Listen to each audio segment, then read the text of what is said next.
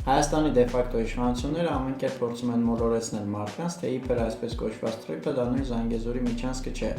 այլ ինչ-որ այլ բան է, լավ բան է, որը ըստ որում բխում է Հայաստանի շահերից։ Այսօր ելույթ ունենալով Եվրոպայի խորհրդարանում Հայաստանի դեֆակտո ղեկավարը նույնիսկ հայտարարել է, թե իբր թրիփը բխում է Հայաստանի առաջարկած, նկատի ունի իր առաջարկած խաղաղության խաչմերուկ ծրագրից։ Իսկ հիմա հիշեցնեմ փաստեր։ Փաստ այն մասին, որ Թուրքիայի արտաքին գործերի նախարար Հական Ֆիդանը հայտարարել է, որ թրիփը նույն Զանգեզուրի միջանցքն է։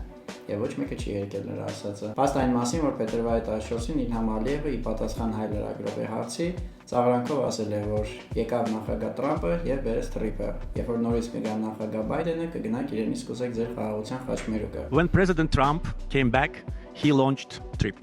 So when President Biden comes back, he will relaunch your Peace Crossroad. Եվ այս խոսքերի նույնպես հերքում չի եղել։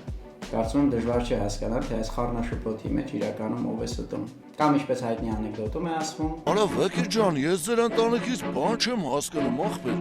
Դու ասում ես լավ չի, կնիկը դասամա լավ է։ Չէ՞